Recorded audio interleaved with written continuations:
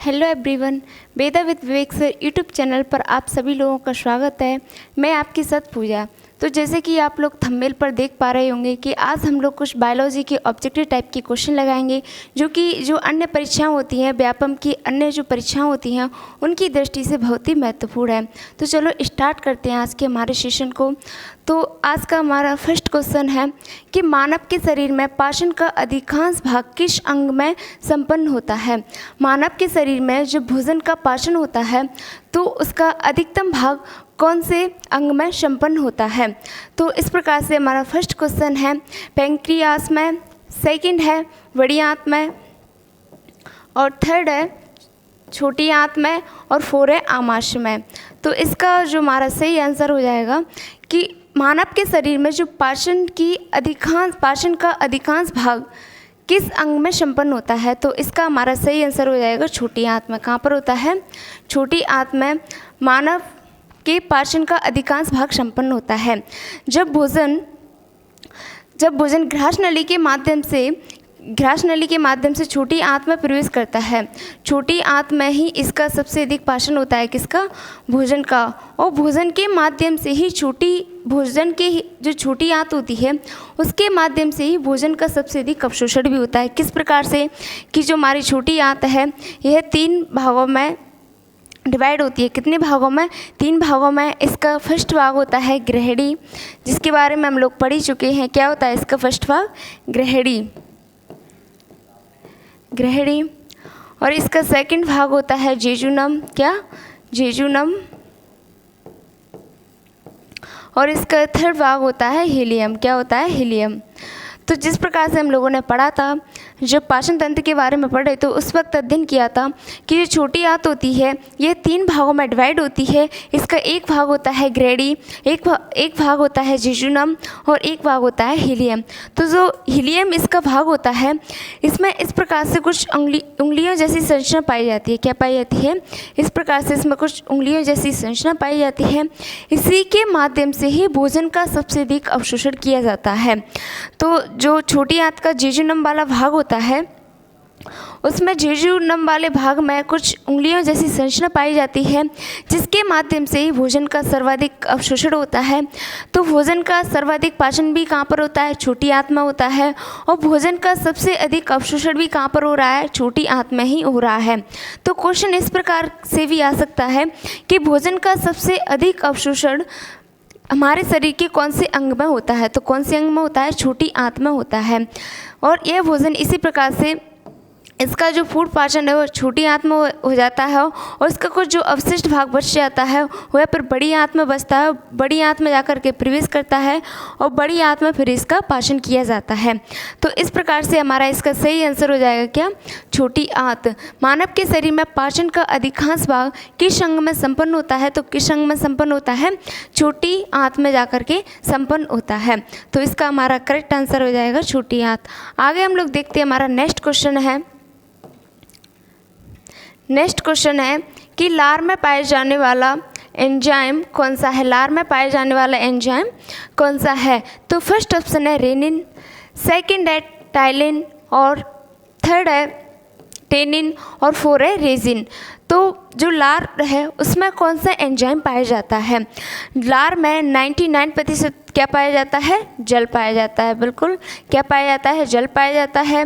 और इसमें 1% कुछ एंजाइम उपस्थित होते हैं। क्या होते हैं? कुछ एंजाइम उपस्थित होते हैं। तो जो 1% इसमें जो एंजाइम पाए जाते हैं उसमें जो लार है उसमें 3 प्रकार के एंजाइम उपस्थित होते हैं। कितने प्रकार के होते हैं? 3 प्रकार के होते हैं। इनमें से एक है हमारा टाइलिन एंजाइम। कौन सा है? Ptyalin enzyme. और एक है हमारा माल्टेज एंजाइम। कौन सा है? Maltase enzyme. और थर्ड है हमारा लाइसोजाइम एंजाइम। कौन सा है? Lysozyme enzyme. इनके बारे में हम लोग पहले भी अध्ययन कर चुके हैं कि जो लार है उसमें 3 प्रकार के एंजाइम उपस्थित होते हैं। एक होता है टाइलिन एंजाइम, और सेकंड होता है माल्टेज, और थर्ड होता है लाइसोजाइम। कौन सा? लाइसोजाइम। तो इनमें से कौन सा एंजाइम है जो कि लार में पाया जाता है? तो हमारा इसका सही आंसर हो जाएगा कौन सा? टाइलिन एंजाइम है जो कि लार में पाया जाता है। कौन सा एंजाइम? टाइलिन एंजाइम लार में उपस्थित होता है। तो इस प्रकार से आपके लिए क्वेश्चन आ सकता है कि लार में कितने एंजाइम उपस्थित होते हैं। तो लार में 3 एंजाइम पाए जाते हैं, माल्टेज एंजाइम, टाइलिन एंजाइम और लाइसोजाइम एंजाइम। तो जो लार है इसमें कितना प्रतिशत, लार में 99% तो जल ही उपस्थित होता है और इसमें 1% क्या पाए जाते हैं, कुछ एंजाइम पाए जाते हैं। इसमें से फर्स्ट टाइलिन और हमारा दूसरा है माल्टेज और थर्ड है लाइसोजाइम। इस प्रकार से इसमें एंजाइम उपस्थित होते हैं। कितने होते हैं, 3 एंजाइम लार में पाए जाते हैं। तो क्वेश्चन किसी प्रकार से बन सकता है कि लार में कितने एंजाइम पाए जाते हैं। तो लार में मुख्य 3 एंजाइम पाए जाते हैं। आगे हम लोग बात करते हैं नेक्स्ट क्वेश्चन की। तो ध्यान रखना, ये क्वेश्चन परीक्षा की दृष्टि से बहुत ही महत्वपूर्ण क्वेश्चन है, कई बार परीक्षाओं में पूछे गए क्वेश्चन है। तो इस प्रकार से हमारा नेक्स्ट क्वेश्चन है कि टीवीए नामक हड्डी किस में पाई जाती है। हमारे शरीर के कौन से अंग में टीवीए नामक हड्डी उपस्थित होती है। कौन सी हड्डी, टीवीए नामक हड्डी हमारे शरीर के कौन से अंग में पाई जाती है। तो फर्स्ट ऑप्शन है खोपड़ी, सेकंड है भुजा और थर्ड है टांग और 4 है मुंह। तो जो टीवीए नामक हड्डी है यह हमारे शरीर के किस अंग में पाई जाती है। तो इसका सही आंसर हो जाएगा टांग। कहाँ पर पाई जाती है, टांग में पाई जाती है। टीवीए नामक हड्डी कहाँ पर पाई जाती है, टांग में पाई जाती है। जो कि हमारे जो पैर होते हैं उनके जोड़ों पर उपस्थित होती है। कौन सी हड्डी, टीवीए नामक हड्डी कहाँ पर पाई जाती है, टांग में पाई जाती है। तो क्वेश्चन कई बार परीक्षाओं में पूछा गया क्वेश्चन है, बहुत ही महत्वपूर्ण क्वेश्चन है कि टीवीए नामक हड्डी हमारे शरीर के कौन से अंग में पाई जाती है। तो कौन से अंग में पाई जाती है, टांग में पाई जाती है। अब बात करते हैं हम लोग किसकी, नेक्स्ट क्वेश्चन की। तो ध्यान रखना इन क्वेश्चनों को, जो कि कई बार परीक्षाओं में पूछे गए क्वेश्चन हैं। आगे हमारा नेक्स्ट क्वेश्चन है कि मानव के शरीर की सबसे लंबी हड्डी कौन सी है। मानव के शरीर में सबसे लंबी हड्डी कौन सी है। तो बहुत ही महत्वपूर्ण क्वेश्चन है, हर परीक्षा में पूछे जाने वाला क्वेश्चन है। तो इसको तो आप लोग अच्छे से याद कर ही लेना कि मानव के शरीर की सबसे लंबी हड्डी कौन सी है।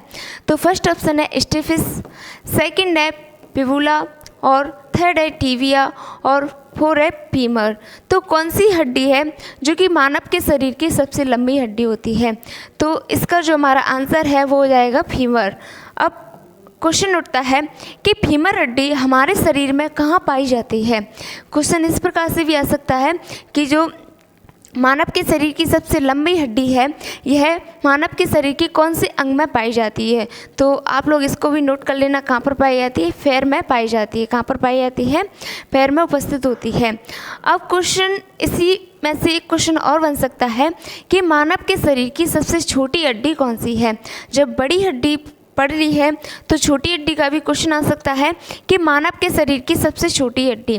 तो इस प्रकार से आप लोग क्वेश्चनों को लिख लेना कि मानव के शरीर की सबसे छोटी हड्डी,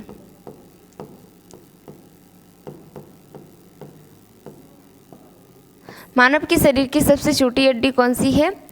तो मानव के शरीर की सबसे छोटी हड्डी होती है स्टेफिस हड्डी। कौन सी होती है, स्टेफिस हड्डी। तो ध्यान रखना, बहुत ही महत्वपूर्ण क्वेश्चन है कि मानव के शरीर की सबसे छोटी हड्डी कौन सी होती है। तो स्टेफिस जो हड्डी है यह मानव के शरीर की सबसे छोटी हड्डी होती है, जो कि कहाँ पर उपस्थित होती है। क्वेश्चन इस प्रकार से ही आ सकता है कि जो मानव के शरीर में सबसे छोटी हड्डी स्टेफिस है यह कहाँ पर उपस्थित होती है। तो ध्यान रखना, कहाँ पर उपस्थित होती है, कान में पाई जाती है। कहाँ पर पाई जाती है, कान में पाई जाती है। तो मानव के शरीर की सबसे लंबी हड्डी कौन सी है, फीमर है, जो कि पैर में उपस्थित होती है, टांग में पाई जाती है। और मानव के शरीर की सबसे छोटी हड्डी जो कि स्टेफिस है, कान में उपस्थित होती है। एक और क्वेश्चन है आपके लिए, ध्यान रखना कि कान में कितनी हड्डी पाई जाती है। तो कान में 3 हड्डी पाई जाती है। कितनी हड्डी पाई जाती है, 3 हड्डी पाई जाती है। इस प्रकार से हम लोगों ने चौथा क्वेश्चन देखा। आगे हम लोग बात करते हैं नेक्स्ट क्वेश्चन की। तुम्हारा नेक्स्ट क्वेश्चन है, नेक्स्ट क्वेश्चन आपके सामने, मानव की जो पाचन नली है लगभग कितने फीट लंबी होती है। हम लोग इसका अध्ययन कर चुके हैं कि मानव की जो पाचन नली है, जिसके माध्यम से पाचन नली के माध्यम से भोजन का पाचन होता है, यह लगभग कितने लंबी है, कितनी लंबी है। तो इसका जो हमारा फर्स्ट ऑप्शन है 18, सेकंड है 16, थर्ड है 22 और फोर है 32। तो मानव की जो पाचन नली है वह लगभग कितने लंबी होती है, तो कितने फीट लंबी होती है, इसका हमारा सही आंसर हो जाएगा 32। कितनी होती है, 32 फीट लंबी होती है। मानव की जो पाचन नली है यह लगभग कितने फीट लंबी होती है, तो 32 फीट लंबी होती है। ध्यान रखना, परीक्षा में पूछे जाने वाले क्वेश्चन है, परीक्षा की दृष्टि से बहुत ही महत्वपूर्ण क्वेश्चन है कि मानव की जो पाचन नली है यह लगभग कितने फीट लंबी होती है, तो कितने फीट लंबी होती है, 32 फीट लंबी होती है। आगे बात करते हैं नेक्स्ट क्वेश्चन की। तो नेक्स्ट क्वेश्चन ये रहा आपके सामने कि लार किसके पाचन में सहायक होती है। लार किसके पाचन में सहायक होती है। अभी देखा था कि लार है, इसमें 99% जल पाया जाता है और इसमें 1% क्या पाया जाता है, कुछ एंजाइम पाए जाते हैं। इसमें 3 एंजाइम देखे थे, एक था हमारा माल्टेज एंजाइम और एक था हमारा कौन सा टाइलिन एंजाइम और एक था लाइसोजाइम एंजाइम। तो जो लार है यह किसके पाचन में सहायक होती है। तो इस प्रकार से क्वेश्चन पूछा जाता है कि लार किसके पाचन में सहायक होती है। फर्स्ट ऑप्शन है प्रोटीन, सेकंड है स्टार्च और थर्ड है फाइबर और फोर है वसा। तो आप लोग जानते ही होंगे कि जो लार है यह स्टार्च के पाचन में सहायक होती है। किसके में, स्टार्च के पाचन में सहायक होती है। किसके, स्टार्च के पाचन में सहायक होती है। कौन सी, हमारी लार। तो ध्यान रखना कि लार किसके पाचन में सहायक होती है, तो स्टार्च के पाचन में सहायक होती है। अब क्वेश्चन बनता है कि जो लार है इसमें हम लोगों ने भी 3 एंजाइम देखे थे, तो कौन से एंजाइम की उपस्थिति के कारण इसमें स्टार्च का पाचन होता है। तो कौन सी, लिख लेना, टाइलिन एंजाइम की उपस्थिति के कारण इसमें स्टार्च का पाचन होता है। कौन से एंजाइम, हमारा टाइलिन एंजाइम की उपस्थिति के कारण इसमें स्टार्च का पाचन होता है। आगे हम लोग बात करते हैं नेक्स्ट क्वेश्चन की। तो नेक्स्ट क्वेश्चन ये रहा हमारे सामने। नेक्स्ट क्वेश्चन है कि मनुष्य के जीवन काल में कितने दांत हैं जो कि 2 बार विकसित होते हैं। आप लोग जानते ही होंगे कि मनुष्य का जो संपूर्ण जीवन काल होता है उसमें कितने दांत हैं जो कि 2 बार विकसित होते हैं, 2 बार निकलते हैं। तो इसका हमारा फर्स्ट ऑप्शन है 4 दांत और सेकंड ऑप्शन है 12 दांत और हमारा थर्ड ऑप्शन है 20 दांत और फोर्थ ऑप्शन है 28 दांत। तो मनुष्य के जीवन काल में कितने दांत हैं जो कि 2 बार विकसित होते हैं। हम लोग देखते हैं कि जो मनुष्य है इसमें कितने 2 जबड़े उपस्थित होते हैं, कितने जबड़े, 2 जबड़े उपस्थित होते हैं। इन दोनों जबड़े में 16 दांत पाए जाते हैं। कितने पाए जाते हैं, 16 दांत पाए जाते हैं। तो कुल मिलाकर के मनुष्य में कितने दांत उपस्थित होते हैं, 32 दांत पाए जाते हैं। कितने दांत पाए जाते हैं, 32 दांत पाए जाते हैं। तो इस प्रकार से भी क्वेश्चन आ सकता है आपके लिए कि मनुष्य में कुल कितने दांत पाए जाते हैं। तो मनुष्य में कुल कितने दांत पाए जाते हैं, 32 दांत पाए जाते हैं। बहुत ही महत्वपूर्ण है कि मनुष्य में कुल कितने दांत पाए जाते हैं, 32 दांत पाए जाते हैं, जो कि प्रत्येक जबड़े में 16 दांत उपस्थित होते हैं। जो 2 जबड़े पाए जाते हैं उनमें 16 दांत उपस्थित होते हैं। इस प्रकार से मनुष्य में कुल कितने, 32 दांत पाए जाते हैं। तो हमारा क्वेश्चन था कि मनुष्य के जीवन काल में कितने दांत हैं जो कि 2 बार विकसित होते हैं। तो इसका हमारा सही आंसर हो जाएगा 20 दांत। कितने दांत हैं, 20 दांत हैं जो कि मनुष्य के जीवन काल में 2 बार विकसित होते हैं।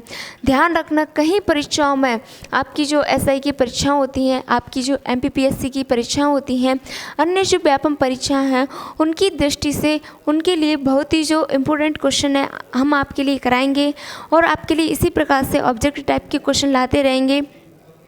तो हमारा इसका सही आंसर क्या हो जाएगा, 20। मनुष्य के संपूर्ण जीवन काल में 2 बार कितने दांत विकसित होते हैं, 20 दांत 2 बार विकसित होते हैं।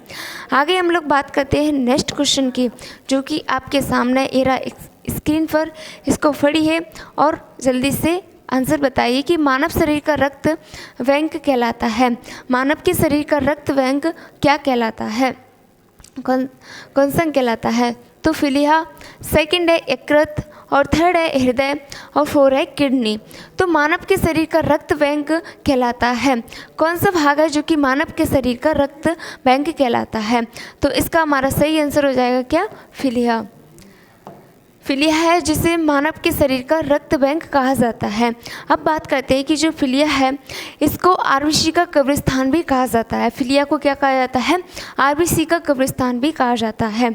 तो आप लोग इसको ध्यान रखना कि मानव के शरीर का रक्त बैंक कहलाता है। किसे कहते हैं मानव के शरीर का रक्त बैंक?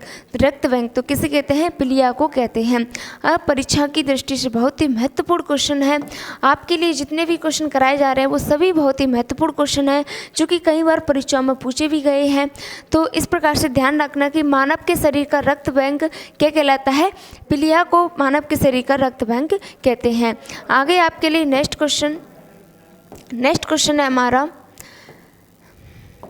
नेक्स्ट क्वेश्चन है सफ़ेद रक्त जो कण है उसका मुख्य कार्य क्या होता है? सफ़ेद रक्त कण या फिर श्वेत रुधिर कणिकाएं, क्या श्वेत रुधिर कणिकाएं के नाम से भी जाना जाता है। तो क्वेश्चन किसी भी प्रकार से आ सकता है, बिल्कुल घबराना नहीं है। इसको श्वेत रुधिर कणिकाएं भी कहते हैं, इसको सफ़ेद रक्त कण भी कहते हैं और इसको डब्ल्यूबीसी के नाम से भी जाना जाता है। किसके नाम से? डब्ल्यूबीसी के नाम से भी जाना जाता है, श्वेत रुधिर कणिका के नाम से भी जाना जाता है और इसको ल्यूकोसाइट्स के नाम से भी जाना जाता है। ल्यूकोसाइट किस नाम से जाना जाता है? इसको ल्यूकोसाइट्स के नाम से भी जाना जाता है।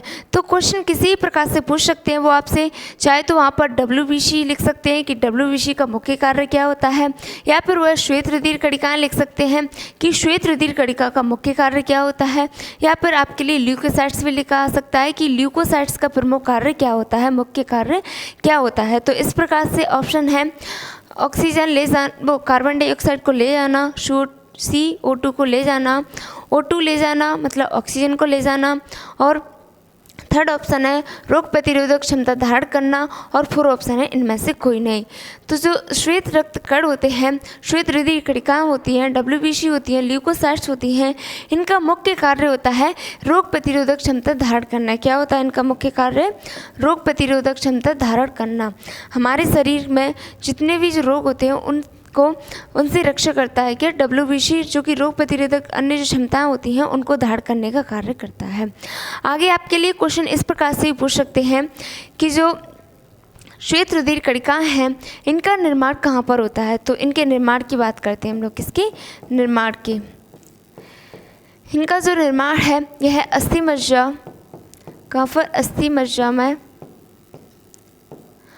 मज्जा में भी होता है और लिम्फ नोड में भी होता है। कहाँ पर होता है? लिम्फ नोड में भी होता है, और कभी कभी इसका जो निर्माण है यह पिलिया में भी हो जाता है। कभी कभी इसका निर्माण कहाँ पर हो जाता है? पिलिया में भी हो जाता है। तो घबराना नहीं है। आपके लिए क्वेश्चन इस प्रकार से भी आ सकता है कि डब्ल्यूबीसी का निर्माण कहाँ पर होता है। अगर आपके लिए उसमें ऑप्शन में अस्थि मज्जा नहीं है और लिम्फ नोड है तो आपका ऑप्शन जो सही आंसर है वो लिम्फ नोड भी हो जाएगा, और अगर लिम्फ नोड नहीं है और अस्थि मज्जा है तो इसका सही आंसर अस्थि मज्जा भी हो जाएगा। अगर दोनों नहीं है तो फिर इसका सही आंसर पिलिया हो जाएगा। तो किसी प्रकार से घबराना नहीं है। तो जो निर्माण है आरबीसी डब्ल्यूबीसी का निर्माण है यह अस्थि मज्जा, लिम्फ नोड और कभी कभी पिलिया में भी हो जाता है।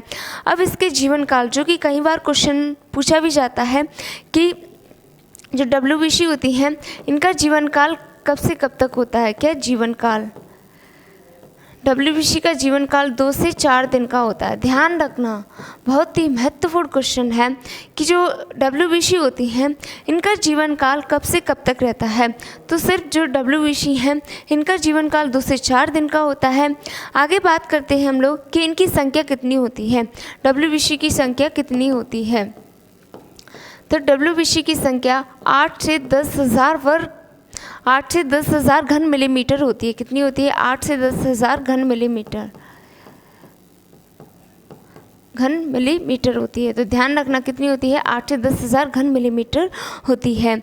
जो डब्ल्यूबीसी है इनकी संख्या कितनी होती है? 8 से 10 हज़ार घन मिलीमीटर होती है। इनका जीवन काल 2 से 4 दिन का होता है, और इनका निर्माण अस्थि मज्जा, लिम्फ नोड और पिलिया में भी होता है। अब इनकी जो मृत्यु की बात करें तो इनकी जो मृत्यु है यह पिलिया में ही यह इनकी मृत्यु है यह कहाँ पर हो जाती है, अस्थि मज्जा में ही हो जाती है। तो इस प्रकार से हम लोगों ने कुछ WBC के जो महत्वपूर्ण क्वेश्चन है जो कि कई बार परीक्षाओं में पूछे जाते हैं उनके बारे में अध्ययन किया। तो इस प्रकार से हम लोग एक एक क्वेश्चन से अन्य कई क्वेश्चन बनाएंगे जो कि परीक्षाओं में पूछे जाते हैं। तो सफ़ेद रक्त जो कण है इनका मुख्य कार्य क्या होता है, रोग प्रतिरोधक क्षमता धारण करना। क्या होता है, रोग प्रतिरोधक क्षमता धारण करना। आगे हम लोग बात करते हैं नेक्स्ट क्वेश्चन की। तो नेक्स्ट क्वेश्चन आपके सामने कि मानव शरीर में लाल रक्त कण का निर्माण कहाँ पर होता है। अब लाल रक्त कण यानी इसको नाम से भी जाना जाता है लाल रुधिर कणिका। किसके नाम से भी जाना जाता है, लाल रुधिर कणिका के नाम से भी जाना जाता है, लाल रुधिर कणिका। तो इसी जो WBC है उसी की तरह क्वेश्चन है। तो घबराना बिल्कुल नहीं है, लाल रुधिर कणिका भी आ सकती हैं और आपके लिए लाल रक्त कण भी आ सकता है और इसको इरिथ्रोसाइट्स के नाम से भी जाना जाता है। इरिथ्रोसाइट्स, किसको, इरिथ्रोसाइट्स के नाम से भी जाना जाता है। किसके नाम से जाना जाता है, इरिथ्रोसाइट्स के नाम से भी इसको जाना जाता है। तो बिल्कुल भी घबराना नहीं है, इरिथ्रोसाइट्स आ जाए या फिर लाल रुधिर कणिकाएँ आ जाए या फिर लाल रक्त कण आ जाए या फिर RBC आ जाए, तो किसी प्रकार से हमें क्वेश्चन को छोड़कर नहीं आना है। क्वेश्चन किसी प्रकार से बन सकता है। तो मानव शरीर में लाल रक्त कण है, इनका निर्माण कहाँ पर होता है। इनके निर्माण की बात करें तो हमारा फर्स्ट ऑप्शन है हृदय, सेकंड है तिल्ली में और थर्ड है यकृत में और फोर्थ है अस्थि मज्जा में। तो जो लाल रक्त कणिकाएँ होती हैं, जो RBC होती हैं, अब आपने देखा होगा कि इनका जो रंग है ये कैसा होता है, रेड होता है, लाल होता है। तो आपने कभी जानने की कोशिश भी की होगी कि जो RBC है इनका रंग लाल क्यों होता है। तो इनका लाल रंग इसीलिए होता है क्योंकि इसमें एक हीमोग्लोबिन प्रोटीन रंजक उपस्थित होता है। क्या होता है, हीमोग्लोबिन प्रोटीन रंजक उपस्थित होता है। इसी के कारण इसमें क्या होते हैं, इसी के कारण इसका रंग कैसा होता है, लाल होता है। हीमोग्लोबिन रंजक उपस्थित होने के कारण इसका रंग कैसा होता है, लाल होता है, हीमोग्लोबिन। तो क्वेश्चन आ सकता है कि जो RBC होती हैं इनका रंग लाल क्यों होता है। तो हीमोग्लोबिन प्रोटीन रंजक उपस्थित होने के कारण इनका रंग लाल होता है। अब जो हीमोग्लोबिन प्रोटीन है हमारा, इसकी बात करें हीमोग्लोबिन प्रोटीन की, तो इसका जो 96% है इसमें एक प्रोटीन पाया जाता है, इसे ग्लोबिन प्रोटीन कहते हैं। और इसका जो 4% है, 4% भाग है उसमें हिम पाया जाता है। क्या पाया जाता है, हिम रंजक पाया जाता है। क्या पाया जाता है, हिम रंजक। और इसका 96% भाग में क्या पाया जाता है, ग्लोबिन प्रोटीन पाया जाता है। क्या पाया जाता है, ग्लोबिन प्रोटीन पाया जाता है। तो इस प्रकार से जो इसका हिम रंजक होता है, जो हीमोग्लोबिन का हिम रंजक होता है, इस अणु के केंद्र में क्या पाया जाता है, लोहा पाया जाता है। इस अणु के केंद्र में क्या पाया जाता है, लोहा पाया जाता है। इस लोहा का प्रमुख कार्य होता है यह ऑक्सीजन को बांधने तथा मुक्त करने का कार्य करता है। बांधने तथा क्या करने का, मुक्त करने का कार्य करता है। तो क्वेश्चन जो कि बहुत ही महत्वपूर्ण है, किसी प्रकार से क्वेश्चन आ सकता है। तो ध्यान रखना कि जो RBC है, इनका RBC की बात करें तो इन्हें इरिथ्रोसाइट्स के नाम से भी जाना जाता है। और इनमें जो लाल रंग है हीमोग्लोबिन प्रोटीन रंजक की उपस्थिति के कारण इनका रंग लाल होता है। और जो हीमोग्लोबिन है ये अपने आप में R वैल्यू कितनी होती है, 100% होती है। तो इसका जो 96% भाग है वह ग्लोबिन पाया जाता है और इसका जो 4% भाग है उसमें हिम पाया जाता है। इस हिम कण के केंद्र में लोहा उपस्थित होता है। इस लोहा का प्रमुख कार्य होता है कि ये ऑक्सीजन को बांधने तथा मुक्त करने की क्षमता अपने अंतर्गत रखता है। तो इसका जो हमारा जो लाल रक्त कणिकाएँ हैं, अब इनके निर्माण की बात करें तो इनका निर्माण कहाँ पर होता है, अस्थि मज्जा में इनका निर्माण होता है। कहाँ पर होता है, अस्थि मज्जा में इनका निर्माण होता है। आगे बात करें कि इनका जीवन काल कब से कब तक होता है। जो RBC हैं जिस प्रकार से हम लोगों ने WBC के बारे में बात की कि उनका जीवन काल कितना होता है, 2 से 4 दिन का होता है। इसी प्रकार जो RBC हैं इनका जीवन काल 20 से 120 दिन का होता है। कितना होता है? 20 से 120 दिन तक इनका जीवन काल होता है। किसका? RBC का। तो ध्यान रखना। और जो RBC है इसकी एक और महत्वपूर्ण विशेषता है कि इसके अंतर्गत केंद्रक नहीं पाया जाता है। RBC में केंद्रक उपस्थित नहीं होता है तथा हीमोग्लोबिन की बात करें तो हीमोग्लोबिन प्रोटीन रंजक जो कि इसमें उपस्थित होता है। लेकिन इसका कुछ अपवाद हैं। जो RBC है इसमें कुछ अपवाद हैं कि जो RBC में क्या नहीं पाए जाते हैं? केंद्रक नहीं पाए जाते हैं, केंद्रकहीन होती है। लेकिन फिर भी इसके कुछ अपवाद हैं 2, जो कि अपवाद हैं ऊँट तथा लामा। ऊँट तथा जो लामा स्तनधारी हैं उनके अंतर्गत केंद्रक पाए जाते हैं। ऊँट तथा लामा स्तनधारियों की RBC में केंद्रक उपस्थित होता है। तो इस प्रकार से आप से अपवाद भी पूछ सकते हैं कि जो RBC है उसका अपवाद है ऊँट तथा लामा, इनकी RBC में केंद्रक नहीं पाए जाते हैं। और RBC कैसी होती है? इनके अंतर्गत केंद्रक पाए जाते हैं, अन्यथा जो RBC है इसके अंतर्गत केंद्रक उपस्थित नहीं होते हैं। और हीमोग्लोबिन जो प्रोटीन रंजक है ये इसके अंतर्गत पाया जाता है। तो इसका हमारा सही आंसर हो जाएगा किसमें? इसका निर्माण कहाँ पर होता है? अस्थि मज्जा में होता है। जब इसका निर्माण अस्थि मज्जा में हो रहा है तो इसकी मृत्यु भी होती होगी कहाँ पर? तो इसकी मृत्यु की बात करें तो इसकी मृत्यु कहाँ पर होती है? इसकी मृत्यु पिलिया में होती है। कहाँ पर होती है? पिलिया में होती है। इसीलिए इसकी मृत्यु पिलिया में होने के कारण पिलिया को RBC का कब्रिस्तान भी कहते हैं। तो ध्यान रखना, RBC का कब्रिस्तान किसे कहते हैं? पिलिया को कहते हैं। जो कि परीक्षा की दृष्टि से बहुत ही महत्वपूर्ण है कि RBC का कब्रिस्तान किसे कहते हैं? RBC का कब्रिस्तान पिलिया को कहा जाता है। तो बहुत ही महत्वपूर्ण क्वेश्चन है, ध्यान रखना परीक्षाओं की दृष्टि से, और कहीं परीक्षा में पूछा गया क्वेश्चन है। अब आपके सामने नेक्स्ट क्वेश्चन है कि जो हीमोग्लोबिन है यह किसका प्रमुख भाग होता है? अभी पढ़ के ही आए हैं हीमोग्लोबिन किसका प्रमुख भाग होता है। तो बिल्कुल आप सभी लोगों ने आंसर दे दिया होगा कि जो हीमोग्लोबिन है यह किसका प्रमुख भाग होता है। फर्स्ट ऑप्शन है RBC का, सेकंड है WBC का, और थर्ड है पट्टिकाणु का, और 4 है जीव द्रव्य का। तो इसका जो आंसर है वो क्या हो जाएगा? RBC। जो हीमोग्लोबिन है यह किसका प्रमुख भाग होता है? RBC का। श्वेत जो लाल रक्त कणिका, लाल रुधिर कणिका, एरिथ्रोसाइट्स, इनका प्रमुख भाग होता है हीमोग्लोबिन। हीमोग्लोबिन की उपस्थिति के कारण इनका रंग लाल होता है। आगे बात करते हैं नेक्स्ट क्वेश्चन की।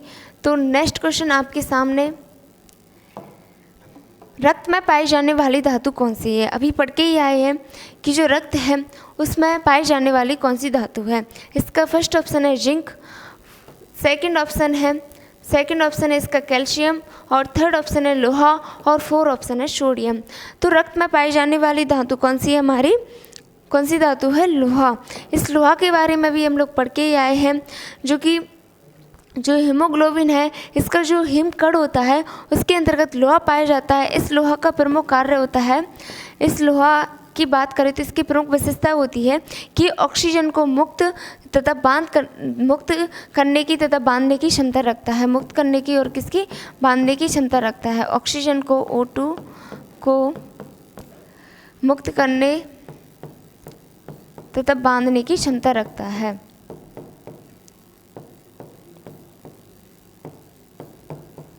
बांधने की क्षमता रखता है। तो ध्यान रखना कि जो लोहा है इसकी प्रमुख विशेषता होती है कि यह ऑक्सीजन को मुक्त करने तथा बांधने की क्षमता रखता है। तो रक्त में पाई जाने वाली धातु कौन सी है? लोहा है, जो कि रक्त में पाई जाती है। कौन सी धातु है? लोहा। तो ध्यान रखना कि रक्त में पाई जाने वाली धातु कौन सी है? लोहा है, जो कि कहाँ पर उपस्थित होती है? RBC में पाई जाती है।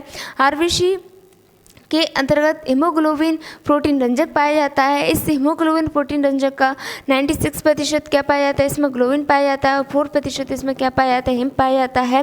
इस हिम अणु के केंद्र में लोहा उपस्थित होता है। इस लोहा का प्रमुख कार्य होता है कि ऑक्सीजन को बांधने तथा मुक्त करने की क्षमता रखता है। तो इस प्रकार से हमारा क्वेश्चन था। आगे हम लोग बात करते हैं नेक्स्ट क्वेश्चन की। तुम्हारा नेक्स्ट क्वेश्चन ये रहा आपके सामने। नेक्स्ट क्वेश्चन है कि पाचन क्रिया में प्रोटीन निम्नलिखित में से किस पदार्थ में बदल जाते हैं? जब हमारे शरीर के अंतर्गत पाचन क्रिया होती है, भोजन का पाचन होता है, तो उस समय जो प्रोटीन है यह निम्नलिखित में से किस पदार्थ में बदल जाता है? किस पदार्थ में बदल जाता है प्रोटीन? तो इसका फर्स्ट ऑप्शन है वसा में, सेकंड है ग्लूकोज, और थर्ड है एमिनो अम्ल, और फोर है शर्करा। तो इसका हमारा जो आंसर है वो हो जाएगा एमिनो अम्ल। किस में बदल जाता है? एमिनो अम्ल में बदल जाता है। पाचन क्रिया में प्रोटीन निम्नलिखित में से किस पदार्थ में बदल जाता है? तो ध्यान रखना किस में बदल जाता है? एमिनो अम्ल में बदल जाता है। तो आगे हम लोग बात करते हैं नेक्स्ट क्वेश्चन की। नेक्स्ट क्वेश्चन जो कि आपके सामने, पेसमेकर का संबंध किससे है?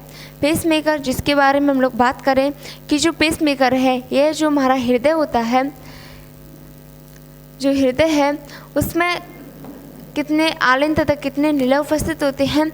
तो इसके अंतर्गत 2 आलिंद तथा 2 निलय पाए जाते हैं। इसमें इस साइड देखें तो इसमें बायां आलिंद पाया जाता है। क्या पाया जाता है? बायां आलिंद। इस साइड देखें तो इसमें दायां आलिंद पाया जाता है। क्या पाया जाता है? दायां आलिंद। और इस साइड देखें तो इसमें बायां निलय पाया जाता है। 2 आलिंद तथा 2 निलय उपस्थित होते हैं। ध्यान रखना हृदय के अंतर्गत 2 आलिंद तथा 2 निलय उपस्थित होते हैं। कितने? 2 आलिंद तथा 2 निलय पाए जाते हैं। इस प्रकार से दायां निलय, कौन सा? दायां निलय, दायां निलय इसके अंतर्गत पाया जाता है। आगे हम लोग बात करते हैं कि जो पेसमेकर है यह जो हृदय है हमारे हृदय के दाएं ओर दाएं आलिंद में पाया जाता है। हृदय के दाएं ओर कहाँ पर उपस्थित होता है? दाएं आलिंद में यहाँ पर उपस्थित होता है। इसे एस ए नोड के नाम से भी जाना जाता है। किसके नाम से जाना जाता है इसको? एस ए नोड के नाम से भी जाना जाता है। किसको? पेसमेकर को। इसका प्रमुख कार्य होता है, जो हमारा पेसमेकर है, ऐसे नोड है, इसका प्रमुख कार्य होता है कि जब अशुद्ध रक्त हृदय में प्रवेश करता है, कौन सा? जब अशुद्ध रक्त हमारा हृदय में प्रवेश करता है तो इसमें कुछ तरंग दैर्घ्य उत्पन्न होती हैं, जिसके माध्यम से यह हृदय को सूचित करता है कि जो अशुद्ध रक्त है यह हृदय में प्रवेश कर चुका है, अब इसको शुद्ध करने का कार्य प्रारंभ कीजिए। तो जो ऐसे नोड है इसको पेसमेकर के नाम से भी जाना जाता है। इसका संबंध किससे है? हृदय से है। किस प्रकार से? हम लोग अभी देख ही चुके हैं कि जो पेसमेकर है यह हमारे हृदय के दाएं और दाएं आलिंद में उपस्थित होता है। इसे ऐसे नोड के नाम से भी जाना जाता है। इसका प्रमुख कार्य होता है हृदय को सूचित करना कि अशुद्ध रक्त अब हृदय में प्रवेश कर चुका है। अब इसका जो कार्य है, इसको शुद्ध करने का कार्य है, यह अपना प्रारंभ करे कौन? हृदय। तो ध्यान रखना कि पेसमेकर का संबंध किससे है? तो पेसमेकर का संबंध किससे है? हृदय से है। आगे बात करते हैं नेक्स्ट क्वेश्चन की। नेक्स्ट क्वेश्चन है हमारा जो कि आपके सामने है। नेक्स्ट क्वेश्चन है कि सोते समय रक्तदाब में क्या परिवर्तन होता है? जब हम लोग सोते हैं तो उस समय जो रक्तदाब है उसमें क्या परिवर्तन होता है? परिवर्तन होता भी है या फिर नहीं होता? तो इस प्रकार से क्वेश्चन आता है कि सोते समय रक्तदाब में क्या परिवर्तन होता है?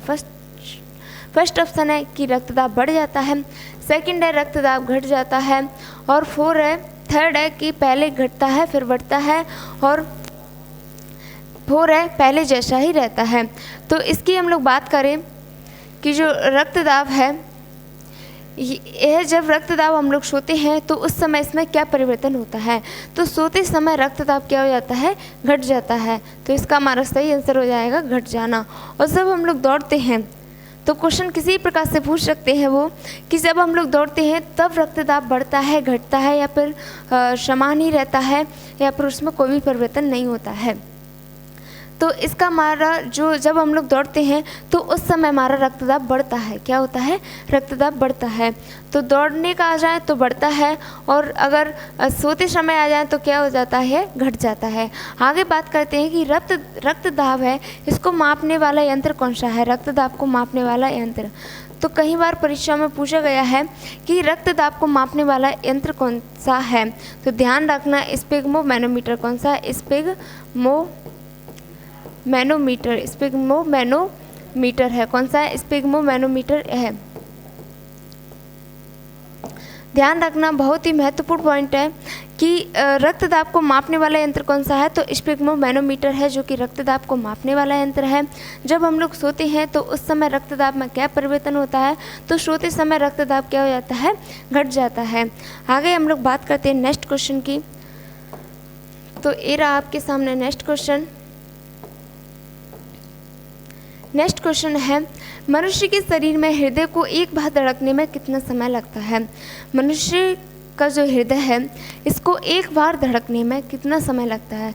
जिस प्रकार से हम लोग जानते हैं कि 1 मिनट में हृदय कितनी बार धड़कता है, 1 मिनट में हृदय कितनी बार धड़कता है, कितनी बार धड़कता है 1 मिनट में 72 बार। कितनी बार धड़कता है, तो क्वेश्चन बहुत ही महत्वपूर्ण है कि 1 मिनट में रक्त जो हमारा हृदय है ये कितनी बार धड़कता है।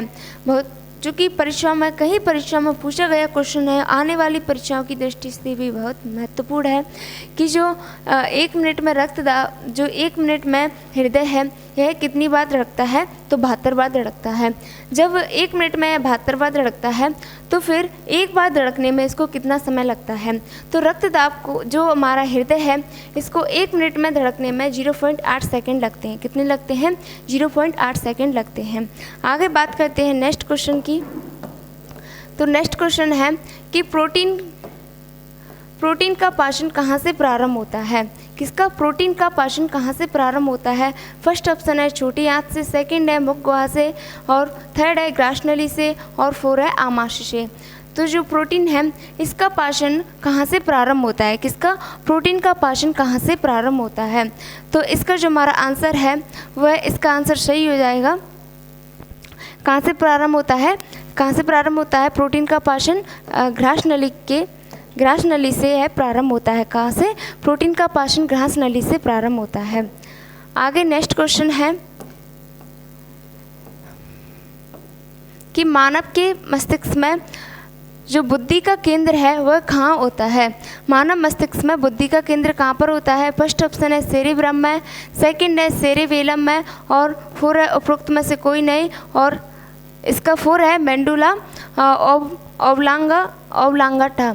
तो इसका जो हमारा सही आंसर है वो हो जाएगा सेरेब्रम। कहाँ पर होता है, सेरेब्रम में मस्तिष्क का बुद्धि का केंद्र होता है। सेरेब्रम है जो कि हमारे मस्तिष्क का सबसे बड़ा भाग होता है। ध्यान रखना क्वेश्चन इस प्रकार से भी आ सकता है कि मस्तिष्क का सबसे बड़ा भाग कौन सा होता है, तो सेरेब्रम होता है। इस प्रकार से आज हम लोगों ने कुछ महत्वपूर्ण क्वेश्चन लगाए जो कि परीक्षाओं की दृष्टि से बहुत ही महत्वपूर्ण क्वेश्चन है।